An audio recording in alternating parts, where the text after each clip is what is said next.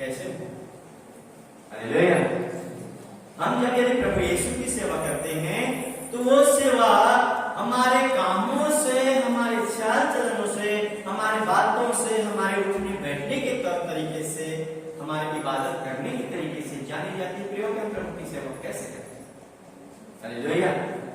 प्रिय भाइयों और बहनों, मैं ज्यादा लंबा चौड़ा आज नहीं बोलूंगा, 60 मिनट बोलूंगा आज, पर 3 बातों के द्वारा मैं इस बात को आपको समझाना चाहूंगा कि हम प्रभु की सेवा में उन्नति के लिए क्या काम करते हैं।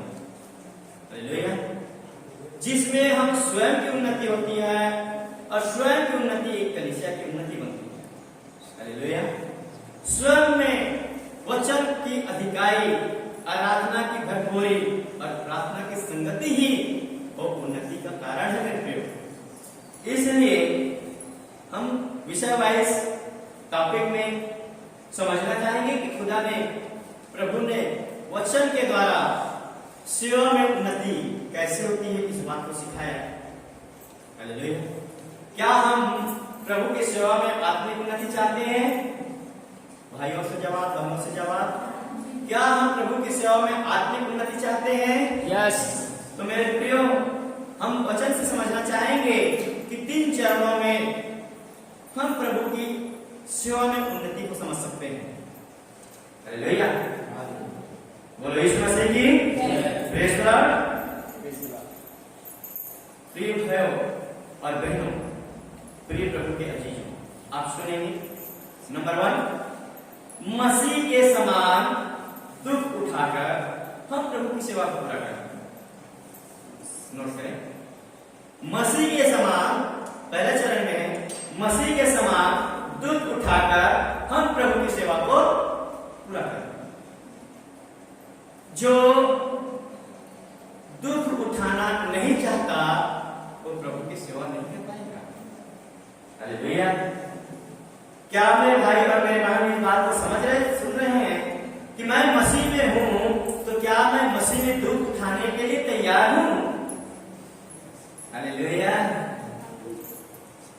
समझ रहे हैं वचन की बात क्या समझा रही है? क्या मेरी सेवा में, जो मैं मसीह यीशु की सेवा करना चाहता हूं, उसमें मुझे दुख उठाना पसंद है? यस। हालेलुया। इस रीति से हम प्रभु की सेवा करते हैं मेरे प्रियो। सुनिएगा, ध्यान रखिए। नंबर 1, प्रभु ने जैसा इस संसार में रह करके दुख उठाया, कितने को मालूम है? सब। यस। तो यह भी मालूम है कि वचन हमको भी सिखाता है जैसा मसीह यीशु ने दुख उठाया, सेम हमको भी प्रभु यीशु मसीह की सेवा जो मिलकर करते हैं, हमको भी दुख उठाने की जरूरत है। यस।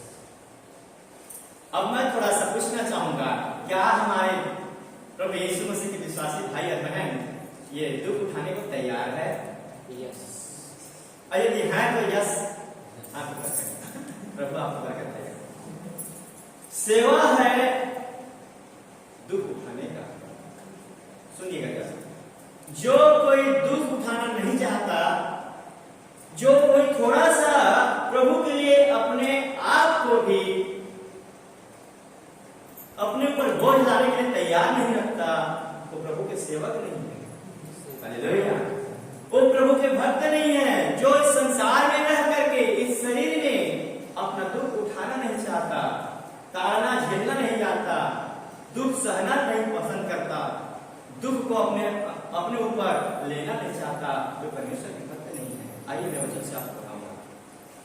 पहला पत्रस 3:18, पहला पत्रस 3:18।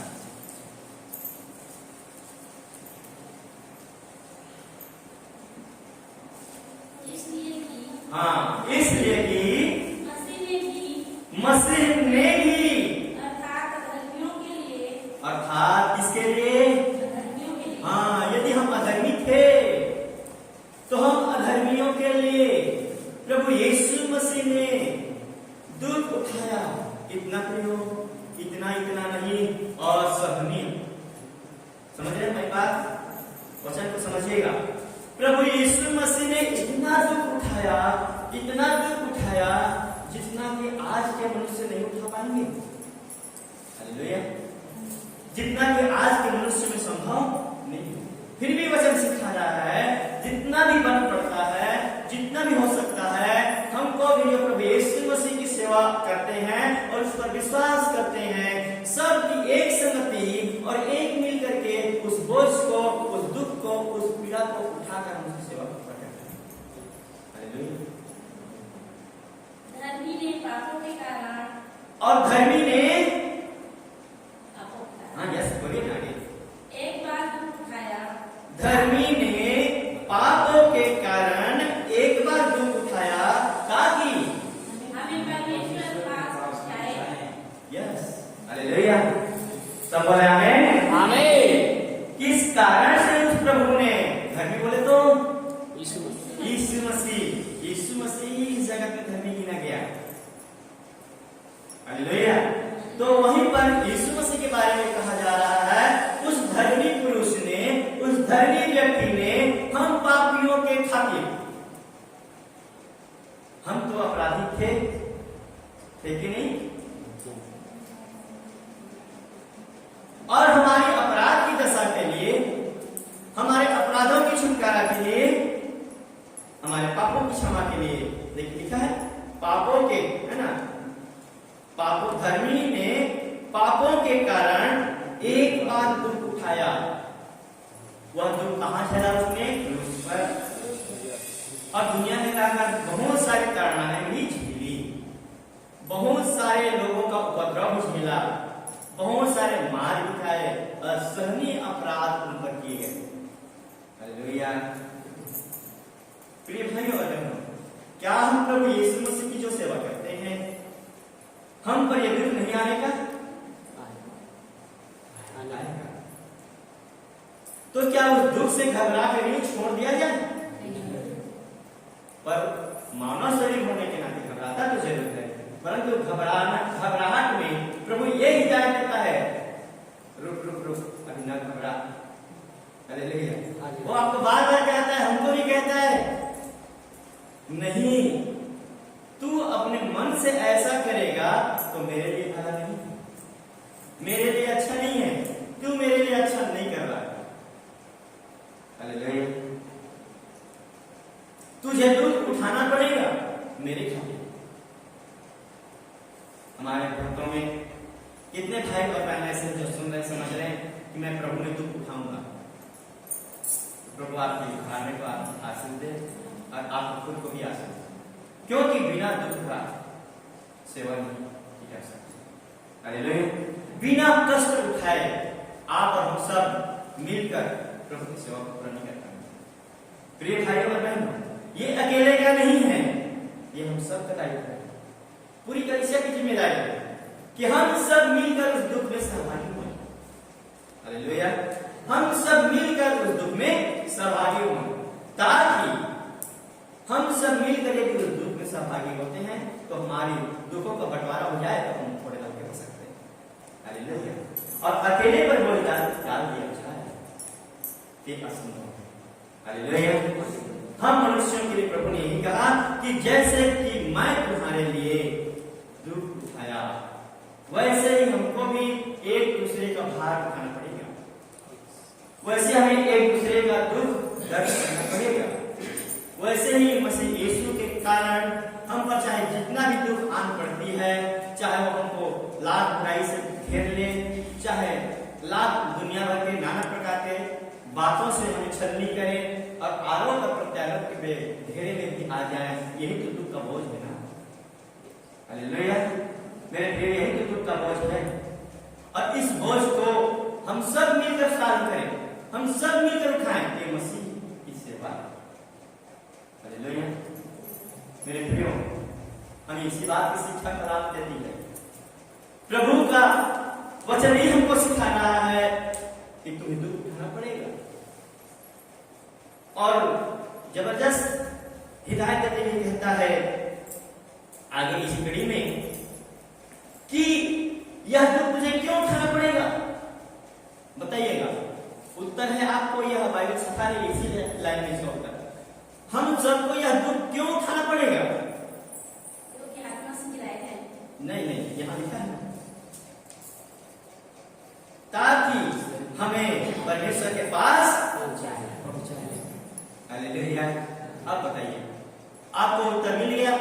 हम दुख उठाते हैं तभी हम परमेश्वर के पास पहुंचते हैं। हालेलुया। और जो दुख उठाना नहीं चाहता, आप मंच से सीख लीजिए, वचन से सीख लीजिए, आप स्वर्ग में नहीं पहुंचाए जाएंगे। हम स्वर्ग में नहीं पहुंचाए जाएंगे, दुख उठाना पड़ेगा। कलीसिया को झेलना पड़ता है तकलीफ, कलीसिया के तमाम सदस्यों को उठाना पड़ता है दुख, तब जाकर हम सफल होते हैं मेरे प्रिय। हालेलुया। वचन आगे लिखा,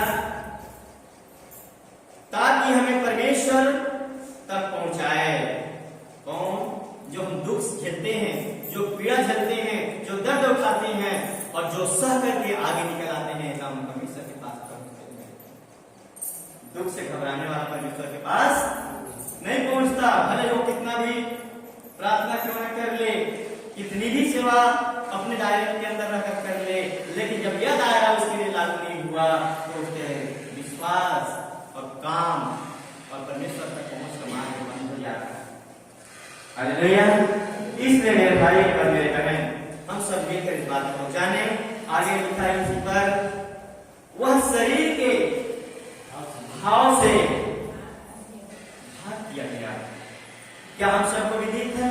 क्या हम सब मसीह विश्वासियों के यह मालूम है कि प्रभु यीशु मसीह को शरीर में घात किया गया? शरीर में घात किया गया, शरीर को पीड़ा दी गई, मारा गया। कितना दुख! आप इस हिस्ट्री को जानेंगे तो आपका दिल दब बैठेगा। यदि दूसरा वीडियो सीरियल आप देखते हैं तो कोई अंतर नहीं पड़ेगा, लेकिन ये वीडियो सीरियल आप देखते हैं तो आपके आंसू से खुदान का आंसू बह निकलेगा। एक इतनी दर्दनाक कहानी, इतनी दर्दनाक कथा है जो प्रभु यीशु मसीह ने अपने जीवन में किया, और हम जो प्रभु यीशु मसीह की सेवा करते हैं उनको भी यह झेलना पड़ेगा। क्या हम तैयार हैं? तो हमारी प्रार्थना, हमारी गुजारिश, हमारा निवेदन तमाम भाई और बहनों को, तमाम वर्ड के विश्वासियों को कि आज के वचन के द्वारा हम प्रभु यीशु मसीह की सेवा को दुख उठाकर पूरा करें, ताकि हम परमेश्वर के राज्य में, परमेश्वर के पास पहुंचाए जाए। आमीन, आमीन। आत्मा के भाव से उछलाया गया और शरीर के भाव से मारा गया। उसके शरीर पर घात किया गया है, यहां तक कि उसका शरीर भी मृत हुआ, लेकिन आत्मा में उसको जिलाया गया, फिर से पुनः प्रभु जीवित हो। हालेलुया। तो जितना वो शरीर में रह करके दर्द उठाया, जितना वो शरीर के भाव से मार झेला, आपको किसी ने उतना नहीं मारा है कि नहीं? आपको किसी ने उतना ताड़ना नहीं दिया जितना कि खुदावंद प्रभु यीशु मसीह को मिला। हालेलुया। इसलिए मेरे भाई और मेरी बहनों से सादर गुजारिश, सादर निवेदन और प्रार्थना है कि आप वचन के द्वारा सीखें। प्रिय भाई और बहनों, यदि हम शरीर में भी प्रभु की सेवा करते हैं तो इस सेवा के द्वारा हमको दुख उठाना अति आवश्यक। जैसा कि प्रभु यीशु मसीह ने भी शरीर के भाव से उन पर भी घात किए गए, उन पर भी तलवार चलाए गए, नाना प्रकार के उनको दंड दिया गया। हमको भी दंड झेलना पड़ेगा, हमको भी सजा झेलनी पड़ेगी, तब जाकर के हम उस प्रभु को जिसकी हम इबादत करते हैं दिल से जान सकते हैं और उनकी सेवा पूरी की जा सकती है। और ये मैं बता रहा हूं, ये एक व्यक्ति के लिए नहीं है, केवल आदमी लोगों का ही नहीं है, समस्त विश्वासी जगत का ही कर्तव्य है। हर एक को यह दुख उठाना पड़ेगा, चाहे किसी भी जीवन के पल में क्यों ना हो। हालेलुया। इसलिए सभी भाई और बहनों से विनम्र निवेदन है, इस वचन के द्वारा मनन जरूर करें और सीखें कि प्रभु हमको ये बात के लिए क्या सिखाता है। नंबर 2, सेवा में संपूर्ण सहभागिता होकर। हम प्रभु की सेवा करते हैं तो वो अकेले का सेवा नहीं है मेरे प्रियो, ध्यान रखिएगा। हमारी सेवा प्रभु यीशु मसीह में अकेले की सेवा नहीं है, परंतु सबके सर्वसम्मति से सर्व सहभागिता संपूर्ण भागीदारिता की सेवा है, जिस प्रभु की हम सेवा करते हैं। आइए वचन से इफिसियों 4:16। जिससे सारी देह हाँ, जिससे सारी देह हर एक जोड़ की सहायता से क्या होता है? एक साथ मिलकर हर एक जोड़ की सहायता से एक साथ मिलकर एक साथ बढ़कर और एक साथ गढ़कर उस प्रभाव उस प्रभाव के अनुसार के अनुसार जो हर एक अंग जो हर एक अंग के के कार्य करने के द्वारा उसमें होता है, उसमें जो होता है अपने आप को बढ़ाती है, अपने आप को बढ़ाती है, जो प्रेम में उन्नति करती है। जो प्रेम में उन्नति करती है। हालेलुया, बोलो यीशु मसीह की। प्रिय भाइयों बहनों, यहाँ पर प्रभु जी का वचन कलाम बाइबल सिखाती है, ये हमारा, इसको क्या बोलते हैं? पंजा। ये क्या है हमारा? पंजा जुड़ा हुआ है, लिखा है हर एक हड्डी के जोड़, लिखा है ना? हर हड्डी का जोड़ होता है और उस जोड़ के द्वारा वो अंग जुड़ा रहता है। इसके बाद आती है ये उंगलियां, ये भी जुड़ा हुआ है, तभी मुड़ करके काम करता है। इससे नीचे आते हैं, ये कोहनी है, कोहनी पर पेट की हड्डियां भी जुड़ी हुई है। इसके बाद आते हैं शोल्डर कंधा, यहाँ पर की हड्डियां भी, मतलब आपको भैया बता दूं कि पूरी की पूरी हमारे शरीर की रचना कड़ी की कड़ी जुड़ी हुई है। आपको समझ में आ रहा है? हमारा हर एक अंग एक दूसरे से जुड़े हुए और वो कड़ी की कड़ी जुड़ा हुआ। ये यदि जुड़ा ना होता तो क्या हम इसके बिना काम कर पाते? समझने वाली बात, क्या ये अंग हमारे शरीर से निकल जाता तो हम काम कर पाते? नहीं। इसी तरह से हम भी प्रभु के साथ कड़ी दर कड़ी जुड़े। और जो कोई मसीह की कलीसिया कही जाती है, उन तमाम भाई और बहनें अलग अलग विश्वासियों के नाम जो जानते हैं कि अमुक का नाम अमुक है, फलाना है, फलाना है, फलाना। अमुक का नाम रामलाल है, तो दूसरा का नाम श्यामलाल है, तो तीसरा का नाम राधे है, तो तीसरे का नाम सीता है, तो किसी का नाम गीता है। हालेलुया, ये विश्वासियों का हो गया। ठीक उसी तरह से जिस तरह से हड्डियों का जुड़ाव एक माध्यम से बना रहता है, उसी तरह से तमाम प्रभु की जो सेवा करते हैं मिलकर तमाम प्रभु के लोग होते हैं, स्त्री हो, पुरुष हो, बच्चे हो, सब उसी अंग की तरह जुड़े हुए हैं, इसमें मसीह यीशु में, और सब मिलकर उस सेवा को पूरा करते हैं। यदि उनमें से एक में खामियां आ जाए, हालात बिगड़ जाए। उसमें से एक भी अंग में खामियां आ जाए, हालात बिगड़ जाए। इसलिए कलीसिया का संपूर्ण दायित्व छोटे बड़े सबों का एक बराबर है। हालेलुया। और सो मेरे प्रियो, इस कदर हम ऐसा प्रभु की सेवा अपने जीवन में करते हैं तो कलाम बताती है, मैं तुझे घोषणा करता हूं कि तू मेरा सेवा कर। हालेलुया, तू मेरा जन। प्रभु का कलाम ये सिखाता है। हमें एक भी यदि लिखा होता है, कार्य हमारा सफल नहीं होता। हालेलुया, हमें से एक में भी यदि ऐसा हो गया तो हमारा कार्य सफल नहीं होगा।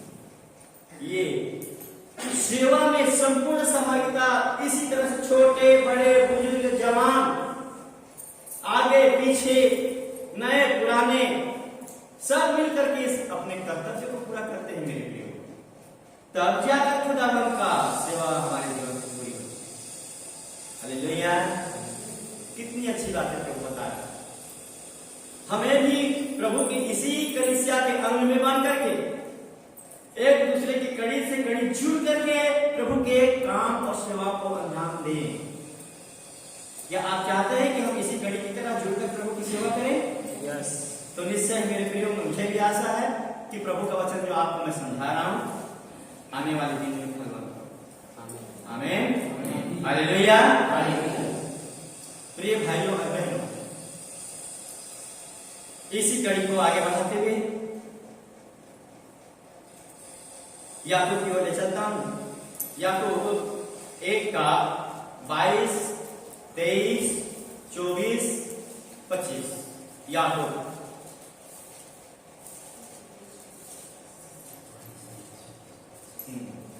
इसलिए कि हाँ वह अपने आप को देखकर चला जाता और तुरंत भूल जाता है कि मैं कैसा था। हालेलुया। याकूब 1 का 22 ना। परंतु वचन पर चलने वाले बनो, यस। केवल सुनने वाले ही नहीं।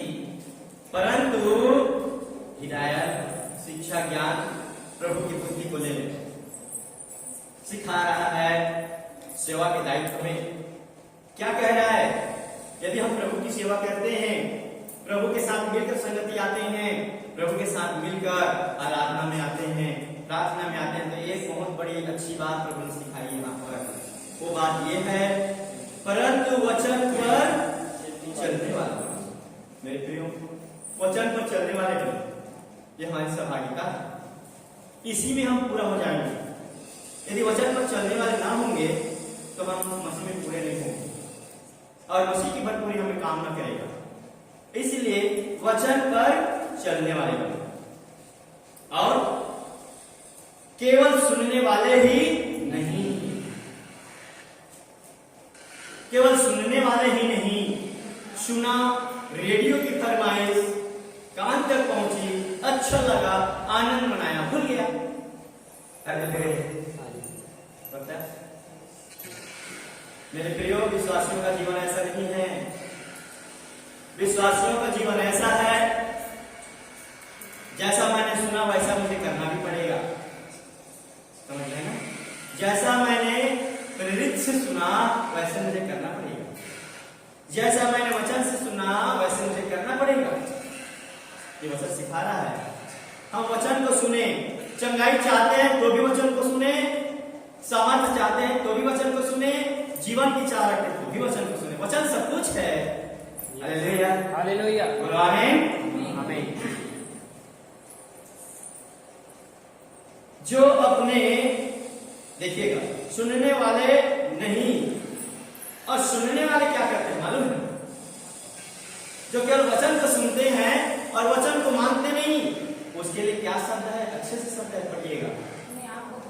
वो जो वचन केवल कान से सुनता है, हृदय में नहीं रखता और हाथों से नहीं करता, इन आंखों से नहीं करता, इन कानों के द्वारा भी नहीं करता, इन पैरों के द्वारा नहीं करता, वो क्या करता है? यस, ऐसा विश्वासी जन अपने आप को तो विश्वासी कहते हैं, परंतु अपने आप को क्या लिखा है? वो मैं तो समझ रहा था कि कोई और बात लिखी होगी। लेकिन सुनिएगा, मनुष्य क्या कहते हैं मालूम ना? अब इंसान की बात मैं आपके सामने रखूंगा। मनुष्य क्या कहता है? मुझे कौन देखा है? मनुष्य क्या कल्पना करता है मालूम? ये वचन के ज्ञान न होने के कारण यहाँ पर लिखा है, वो अपने आप को धोखा देता है। ठीक है? क्या प्रभु को धोखा दे सकता है? मैं बार बार कहता हूं मेरे प्रियो, और बार बार की बात मैं समझाते रहता हूं। हम अपने आप को धोखा देते हैं, अपने आप को नहीं देते। वचन को सुनिए ना। Hallelujah, hallelujah. हम खुदावन को, हम तो उसी के हाथ के कठपुतली है भाई। वो हमारे जीवन का धागा और डोर उन्हीं के हाथ में है। वो पुतली को नचाने वाला जादूगर नचाता है, वैसे हमें नचाता है। हम उसको धोखा दे सकते हैं क्या? लेकिन मनुष्य कहता है, मैं फलाना को धोखा दे दिया, हालेलुया, मैं पास्टर साहब को धोखा दे दिया, देखो, मैं अमुक विश्वासियों को धोखा दे दिया, देखो। वचन क्या सिखा रहे हैं मेरे प्रियो? अपने आप को, अपने आप। आज से ऐसे व्यक्ति को आप जता देंगे, आज से ऐसे काम करने वाले भाइयों को जता देंगे, मुझे विश्वास है, बताएंगे कि तुम अपने आप को धोखा दे रहे हो। ये वचन प्रमाण। हालेलुया। ऐसे करने वाले व्यक्ति को आप समझाइए कि तुम अपने आप को धोखा दे रहे हो। आमीन, आमीन, hallelujah, praise the Lord. Praise the Lord. ये प्रभु लेकर के जाते हैं आपकी सेवा में, हमारी सेवा में और आपके परिवार में उन्नति होंगे। आपके हर एक नक्श कदमों में खुदा अगुवाई करेगा, खुदा आपको बरकत देगा। वचन का आदर करें, वचन का आदर करें प्रियो, वचन का आदर ही मसीह यीशु का आदर है। आमीन आमीन हालेलुया हालेलुया। लिखा है, और ऐसा सोचने वाला, ऐसा समझने वाला कि मैं केवल वचन को सुनने के लिए आता हूं और वचन के द्वारा हमको काम नहीं करना, वचन व्यर्थ है, वचन मेरे अंदर नहीं है, और ऐसा सोच के वो काम को नहीं करता, वो ऐसा मेरे भाई और मेरे बहन, मेरे बंधु अपने आप को धोखा देते। आमीन हालेलुया हालेलुया। पद 23 पढ़िएगा। क्योंकि जो कोई वचन का सुनने वाला हो, जो कोई वचन का सुनने वाला हो और उस पर चलने वाला ना हो, यस, तो वह उस मनुष्य के समान है जो अपने, थोड़ा सा ध्यान रखेंगे इस शब्द पर, तो वह उस मनुष्य के समान है तो वह ऐसे मनुष्य के समान है जो अपना स्वाभाविक मुंह दर्पण में देखता है, जो अपना स्वाभाविक मुंह इसमें देखता है। अब भला बताओ मेरे विश्वासी जन, किसके किसके घर दर्पण है? उधर देखिए, मेरे तरफ देखें। किसके किसके घर दर्पण है? मेरे घर में भी बोला, मेरे घर में ऐसा कोई नहीं होगा जिसके घर में दर्पण ना हो। अच्छा, सवाल ये है, दर्पण किस काम का है? क्या देखने के लिए? तो मैं तो बिना दर्पण का अपना बाल कर लेता हूँ, मेरी बात करो, मैं बिना दर्पण का अपना बाल कर लेता हूँ, इसमें कुछ राज है। हालेलुया। और थोड़ा सा बताओ तो ज्यादा लंबा समय हो जाएगा, चलो फिर स्टार्ट कर बता। इसका अर्थ ये हुआ मेरे प्रियो, यहाँ पर बाइबल लिखती है ना, मैं अपने मन से नहीं कर रहा हूँ, यहाँ पर बाइबल लिखती है कि वह मनुष्य उस दर्पण के द्वारा अपने साधारण मनुष्यत्व को देखता है। हालेलुया। वो अपने चेहरे को देखता है, अपनी शकल को देखता है कि मेरे चेहरे पर कहीं फुंसी तो नहीं आया, कहीं मेरे बाल में बिखराव तो नहीं है, कहीं और कुछ मेरे चेहरे पर विकृति तो नहीं है, इसीलिए दर्पण देखता है। सुन लीजिएगा, आज दर्पण देखने का वो केवल बाल संवारने का अर्थ नहीं है। इसी रीति से प्रभु का वचन कहता है, यदि तुम भी जो मेरे विश्वासी हो और यदि वचन को तू नहीं मानता, वचन पर तू नहीं चलता, केवल वचन तेरे मुख तक ही सीमित है, तो तू ऐसे ही व्यक्ति के समान। उदाहरण है ये, दर्पण में अपना स्वयं का चेहरा देखने वाला व्यक्ति इस उद्देश्य से वह चेहरा देखता है कि मेरे शकल तो कहीं गड़बड़ी नहीं, यदि मैं कहीं जाऊं तो मुझे कोई हंसेगा तो नहीं, ये उद्देश्य होता है। और इस उद्देश्य से हम दर्पण देखते हैं मेरे प्रियो, और इसी उद्देश्य से हम प्रभु के पास आते हैं, तो हम धोखा देते हैं। आमीन हालेलुया।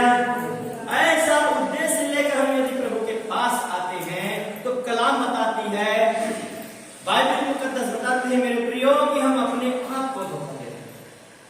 सावधान, हम अपने आप को धोखा देते हैं।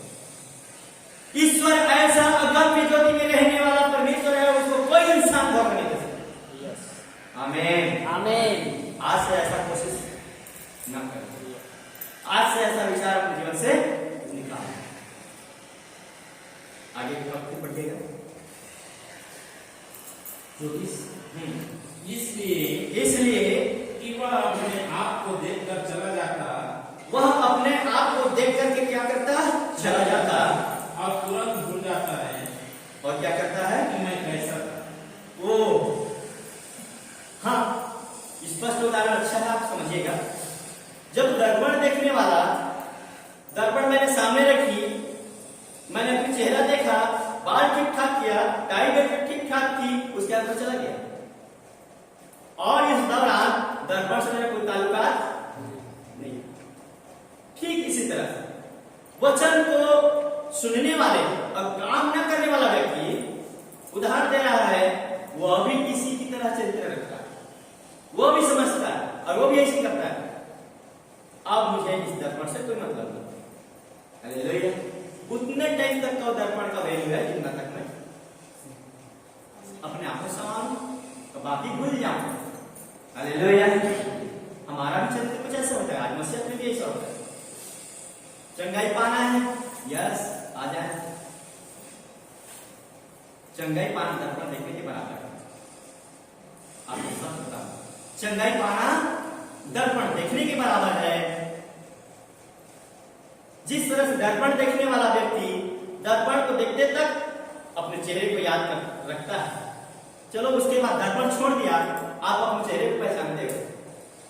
बताइए, कोई भी मनुष्य दर्पण को छोड़ने के बाद क्या अपने चेहरे की पहचान कर पाता है? हालेलुया। इस रीति से हमारे विश्वासी के भी जीवन में हो जाता है। वह उस विश्वासी के लिए यहाँ पर वचन कहा गया जो केवल वचन को सुनने के लिए आता है, या हृदय में रखने के लिए नहीं, और उसको काम करने के लिए नहीं।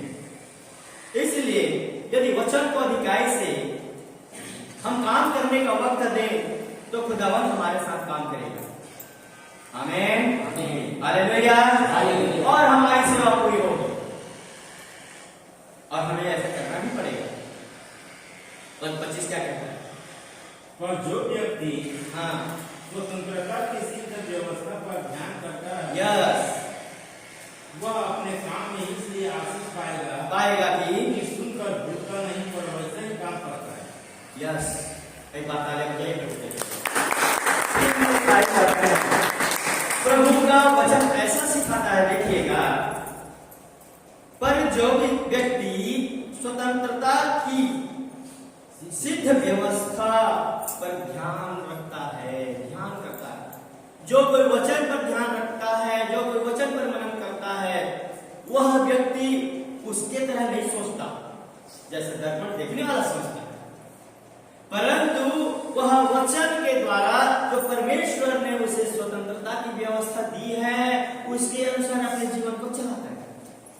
हालेलुया। स्वतंत्रता की व्यवस्था जो प्रभु ने दी है उस व्यवस्था के अनुसार वो अपने जीवन को चलाता है, अपने विश्वास को चलाता है और अपने काम को करता है, अपने काम को अंजाम देता है, कि व्यवस्था पर ध्यान करता है और वह अपने काम में इसलिए आशीष पाएगा। हालेलुया। लिखा है वह इसलिए अपने काम में आशीष पाएगा कि सुनकर बोलता नहीं। एक बात आगे बजाइए प्रभु के लिए।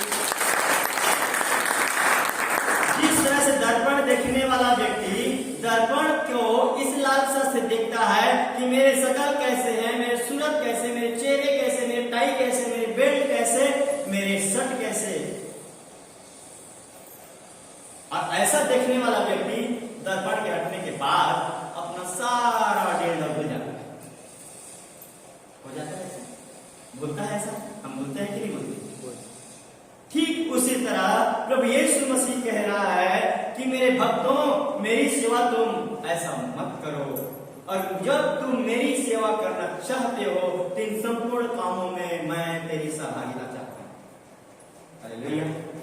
और तुम ऐसा बनो कि जैसा कि मैंने तुझे अपना वचन सुनाया उसे भूलो नहीं। हालेलुया। लिखा है जो स्वतंत्रता की व्यवस्था पर चलता है ना, वो परमेश्वर के और प्रभु यीशु मसीह के वचन को नहीं भूलता। लिखा है नहीं भूलता। लिखा है क्या हम भूले? मैं विश्वासी भाइयों से कहूंगा, बहनों से कहूंगा, क्या हम परमेश्वर के वचन भूले? प्रियो, परमेश्वर के वचन को भूलने की आदत को मत छोड़िएगा। मैं गुजारिश करता हूं आपसे, प्रार्थना करता हूं, निवेदन चाहता हूं कि प्रियो जैसा आप वचन को सुन रहे हैं, वचन को भूलने की आदत को उतार डालें। मेरी प्रार्थना है आपसे, सुनने वाले तमाम भाई बहनों से, तमाम यूट्यूब भी देखते हैं उन सभी भाई बहनों से ये विनम्र निवेदन है कि वचन को भूलने की आदत को भूल जाएं, वो आदत को छोड़ दें, वचन को कभी ना भूलें। बाइबल ये सिखाती है मेरे प्रियो। हालेलुया। और यदि हम वचन को भूल जाते हैं तो हमारे लिए किसी भी आशीष का कारण न ठहरेगा। वैसे जैसे कि दर्पण देखने वाला भूल जाता है, तुम उसके सरीखे ना भूलो और परमेश्वर के वचन को डरते हुए, थरथराते हुए, कांपते हुए उनके पास आए और उनके भूखे प्यासे बनकर परमेश्वर की सेवा को एक मन और संपूर्ण सहभागिता होकर के हम प्रभु की सेवा को पूरा करें। हालेलुया। और ऐसा करने से कलीसिया आत्मिक उन्नति को पाता है। ऐसा ही करने से, यही उपाय प्रभु ने आपको बताई है, हमको बताया है कि ऐसा हम मिल करके करेंगे मेरे प्रियो, तो कलीसिया अच्छा की उन्नति होगी, हमारी आत्मिक उन्नति होगी। इसमें सबकी सहभागिता होना चाहिए, सबको एक साथ मिल करके काम करने की दरकार है, जरूरत है, आवश्यकता है। हम ऐसा ही काम करें। बोलो यीशु मसीह की जय। तीसरी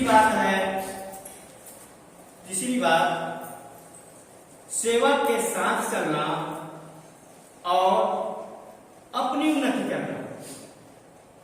गुरु बिना चेला संभव नहीं, और चेला बिना गुरु संभव नहीं, ईश्वर बिना भक्त की कोई गुंजाइश नहीं, और भक्त बिना ईश्वर की कोई गुंजाइश नहीं। मेरी बात समझ रहे? हालेलुया। बिना ईश्वर का मनुष्य की कोई अस्तित्व नहीं है। बिना ईश्वर का मनुष्य का कोई अस्तित्व नहीं है। इसलिए जगत में परमेश्वर ने सारे जगत के सभी प्राणियों को बनाया, लेकिन सबसे ज्यादा प्रेम, आप समझ रहे हैं, लेकिन सबसे ज्यादा प्रेम प्रभु ने किसको किया? हम। जोर से उत्तर मिले, स्वयं हम लोग, आपको, मुझको, इंसान को, मनुष्यों को बहुत प्रेम किया। सबसे जितना भी सृष्टि में आप जीवधारी जानते हैं, पाते हैं, उनको आप गुजरते हैं, सब अनुभव करते हैं, उन सारे जीवों में केवल और केवल एक ही ऐसा शख्स है जिसका इंसान नाम दिया गया, जिसको आदमी कहा गया, जिसको मनुष्य कहा गया। परमेश्वर उसी से ज्यादा प्रसन्न रहता है। इसलिए मेरे भाई और मेरी बहन, परमेश्वर के वचन पर ध्यान करें और हम सब मिलकर कलीसिया के उन्नति को अंजाम दें। हालेलुया। हम सब मिलकर कलीसिया को बढ़ाएं, हम खुद बढ़ें, ये हमारी खुद की जिम्मेदारी है। आइए वचन से पढ़ेंगे। पहला तीमुथियुस 3:1। इसको भी मैं और पढ़ा चुका हूं, पर आज विषय के माध्यम से हम पढ़ेंगे इसको। यह बात सत्य है कि जो अध्यक्ष होना चाहता है वह भले काम ही की इच्छा करता है। हाँ, क्या करता है? भले काम की इच्छा करता है। यस। यदि हम प्रभु की सेवा करना चाहते हैं, यदि हम खुद की उन्नति करना चाहते हैं, हम आप ही आत्मिक उन्नति पाना चाहते हैं, तो खुदा का कलाम मुकद्दस ऐसा सिखाते हैं मेरे प्रियो। आइए, यह बात सत्य है कि मैं जो अध्यक्ष होना चाहता है या जो प्रभु की सेवा करना चाहता है, वह क्या करे? वह भले कामों की इच्छा करे, भले काम की इच्छा करे। आप और हम सब विश्वासी हैं। यदि हम प्रभु की सेवा करना चाह रहे हैं और सेवा में आए भी हैं, हम भला काम करने की कोशिश करें। हमारे कामों से किसी की भलाई हो, हमारे कामों से किसी की उन्नति हो, हमारे कामों से कलीसिया बढ़े, हमारे कामों से हमारे साथियों को उन्नति मिले। क्या आप चाहते हैं कि हम उन्नति करें? यस। क्या तमाम भाइयों की इच्छा है कि हम उन्नति करें? तो कलाम की बातें रखें, कलाम की बातें सीखें, कलाम की बातों को अपने जीवन में अधिकारी से बचने दें। ये सिखाता है कि जो प्रभु की सेवा करना चाहता है, चाहे वो अध्यक्ष हो या सामान्य विश्वासी, उनको भले काम की इच्छा करनी चाहिए। क्या करनी चाहिए? भले काम। अर्थात मेरे काम करने से प्रयोग मेरे साथियों को चोट न लगे। मेरी बात को ध्यान से समझिएगा, गौर से, गंभीरता से सुनिए। मैं जो काम करूं, उस मेरे काम के द्वारा मेरे साथी भाइयों को, चाहे वो बहन हो, चाहे भाई हो, चाहे मेरा बेटा हो, चाहे मेरा नाती हो, चाहे मेरा पोता क्यों ना हो, उनको मेरे काम के द्वारा न मानसिक चोट पहुंचे न शारीरिक, समझ रहे हैं? ना उनको मानसिक चोट पहुंचे ना उनको शारीरिक। ये है भला काम। हालेलुया। ये है भला काम करने की परिभाषा। उसकी अच्छाई के लिए आप काम करो, उसके घर की उन्नति के लिए काम करो, उसके व्यक्तिगत उन्नति के लिए काम करो। ये आत्मिक कलीसिया का दायित्व बनता है। हालेलुया। क्या हम ऐसा करेंगे? प्रभु आशीष दे। मेरे प्रियो, प्रभु की भी यही आशा है कि हम जो उसके सेवक हैं, हम तमाम इस वचनों के द्वारा अपनी एकता को प्रदर्शित करें ना। हालेलुया। मसीह यीशु में एकता को प्रदर्शित करें और एक दूसरे के साथ भलाई करें। हालेलुया। एक दूसरे के साथ भलाई को ढूंढें, अच्छाई ही ढूंढें। हम किसी की बुराई ना करें, हम किसी की खुदाई ना करें। मेरी प्रार्थना है प्रियो, सुनने वाले तमाम भाइयों के लिए, तमाम विश्वासियों के लिए, कि सब मिल करके एक दूसरे की भलाई चाहें। और वचन सिखा रहा है यदि हम दूसरे की भलाई खोजेंगे तो दूसरा का तो भलाई होगा, साथ साथ हमारी भी भलाई होगी। आमीन। आमीन। ऐसा नहीं कि आप दूसरे की भलाई सोचो तो आपकी भलाई नहीं होगा। वचन कितनी अच्छी बात समझा रही है। मुकद्दस कहीं आपको गलत लेकर के नहीं चलता। बाइबल कहीं आपको नहीं, संसार के किसी भी व्यक्ति को गलत नहीं लेकर जाता। बिल्कुल कहीं आपको गलत शिक्षा नहीं देंगे। इसलिए इस पवित्र शास्त्र कर दिया। हालेलुया। प्रिय भाइयों और बहनों, इसी अध्याय में और आगे हम चलेंगे अध्याय 4 का 15, इसी की 29 अध्याय 4 का 15। इन बातों को हाँ सोचते रहा। देखिएगा, इन बातों को सोचते रहा। किन बातों को सोचते रहेंगे बताइएगा? किन बातों को सोचते रहने के लिए प्रभु ने कहा? जो वचन से तुमने सीखी। हालेलुया। जिसके सुने जाने से हम भले काम के लिए तैयार हैं। इन बातों की चौकसी कर, इन बातों को सुन। आगे और इन्हीं में अपना ध्यान लगाए रहा। देखिएगा, सुनने वाले तमाम भाइयों बहनों को वचन कहता है, जो मैं तुझे वचन सिखा रहा हूं, इन्हीं वचनों पर ध्यान रख, इन्हीं वचनों को सुन और इन्हीं वचनों के अनुसार अपना काम को कर। ध्यान रख। स्पष्ट हिदायत दे रहा है मेरे प्रियो। और ताकि तेरी उन्नति सब पर प्रकट हो। ताकि मैं चाहता हूं कि तेरी आत्मिक उन्नति सब भाई और बहनों में प्रकट हो जाए। एक बात ताजा हो जाए प्रभु। क्या हम चाहते हैं कि मैं जो आत्मिक उन्नति कर रहा हूं, मेरा जो हाथ काम कर रहा है, मेरा जो पैर काम कर रहा है, मेरी जो आंखें काम कर रही है, मेरा हर अंग जो काम कर रहा है, इस काम के द्वारा मैं ऐसा जाना जा रहा हूं कि लोग देख करके मुझे कहे ये अच्छा काम किया। आपके हमारे किए गए काम को देखने वाला भी सराहेगा कि इसने मेरे लिए भला काम किया। ये आपके कामों के शैली से और हमारे चाल चलन के तरीके से प्रियो ये पहचाना जाता है, ये परखा जाता है, ये जाना जाता है। किसी को गिनने की जरूरत नहीं है। जो गिनवाता है या गिनता है वो उसकी मूर्खता है। हालेलुया। जो गिनवाता है या गिनता है वो उसकी मूर्खता है। ऐसा भला नहीं, परंतु आपकी भलाई, आपने जो अपने साथियों से मिलकर जो भला काम किया, ये भला काम आपके कर्तव्यों से जाते जाते। हालेलुया।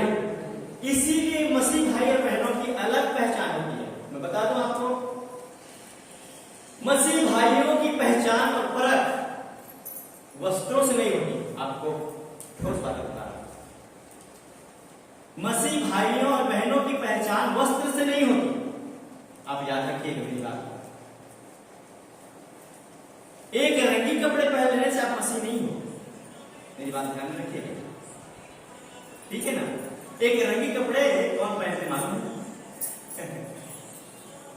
तो एक रंगी पहन करके आप सिद्ध नहीं कर रहे हो कि आप मसीह के लोग हो, परंतु एक रंग का विचार, मैं फिर से बोल रहा हूं, परंतु एक रंग का विचार, एक जैसा भलाई, एक जैसा काम और एक जैसा सेवा, ऐसे करने से आप मसीह के जन गिने जा रहे हैं। आमीन।